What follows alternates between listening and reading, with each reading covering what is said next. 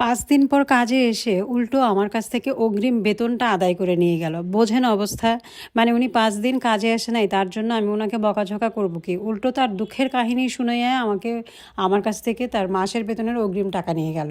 আমার হাসব্যান্ডও বলছে, "ঠিক আছে, অসুবিধা নাই, দিয়ে দাও, গরিব মানুষ আর যা হয়েছে, হয়েছে, আসে নাই তো সমস্যা নাই, আসছে তো, এখন তো আসছে, এখন কাজ করো।" আর এই ৫ দিন যে আমার উপর দিয়ে কী গেল সেটার কথা কে বলবে? হঠাৎ করে কাজ করতে আসলে কিন্তু কষ্ট লাগে। তারপরেও আমিও চিন্তা করলাম, আচ্ছা ঠিক আছে, কী আর করব, এখন যা চলে গেছে সেটা চলেই গেছে। সামনের দিকে এখন দেখি। সামনে সে বলছে আর কখনো এরকম করবে না, সে যদি চলেও যায় অ্যাটলিস্ট ফোনে জানায়া যাবে যে সে যাচ্ছে এই কয়দিনের জন্য। কিন্তু আমি জানি এটা সে কখনোই করবে না। এর আগেও সে বহুতবার এরকম হুট করে নাই হয়ে গিয়েছে। আমি ফোন করলে তাকে পেতামি না, পেতামি না, পেতামি না, তারপর ৬-৭ দিন পর আসতো, এসে বলতো এই হয়েছে, সেই হয়েছে, আমার এই ঝামেলা, সেই ঝামেলা। সত্যিকার অর্থেই অনেক ঝামেলা আছে। ওনার ফ্যামিলি ক্রাইসিস প্রচুর চলে। তার স্বামী বেঁচে থাকতে স্বামীর হাতে নির্যাতিত হতো, আর এখন ছেলেমেয়েরা একটু বড় হয়েছে, এখন ওরা নির্যাতন করছে। আমি বুঝি না একটা মানুষকে আল্লাহ কত কষ্ট দিয়ে পরীক্ষা করতে পারে। আমি যদি ওনার দুঃখের কাহিনী শুনি আমার নিজের কাছেই খারাপ লাগে। আর মনে হয় যে একটা মানুষ কত বোকা হলে এইভাবে দিনের পর দিন নিজেকে হেলায় অবহেলায় এদের কাছ থেকে নির্যাতনটা সয়ে যেতে পারে। আমি হলে তো জীবনেও পারতাম না। আর না সয়ে করবেটাই কি? বাবা মা বেঁচে থাকতেও নাই, গন্ডায় গন্ডায় ছেলে মেয়ে জন্ম দিয়েছে, এদেরকে না শিখিয়েছে লেখাপড়া, না শিখিয়েছে কোনো কাজ বাজ। ১০-১২টা ছেলে মেয়ের মধ্যে মেয়েগুলো একটু বড় হতেই বিয়ে দিয়ে বিদায় করে দিয়েছে, ভেবেছে আপদ বিদায় হলো।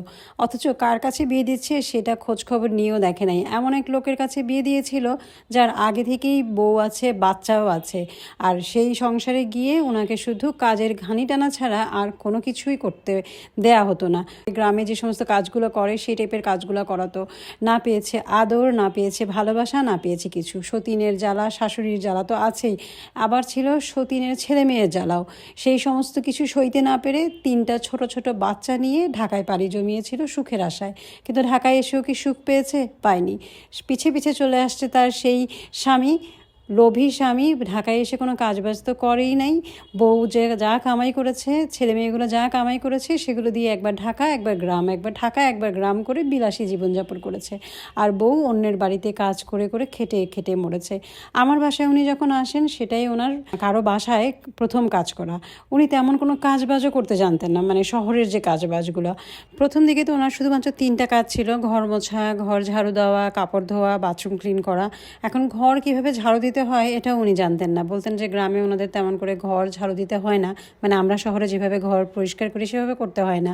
শলার ঝাড়ু দিয়ে কোনো রকম একটু ঝাড়বার দিলেই হয়, সেখানে ধুলা ময়লা যাওয়ার কোনো ব্যাপার নাই।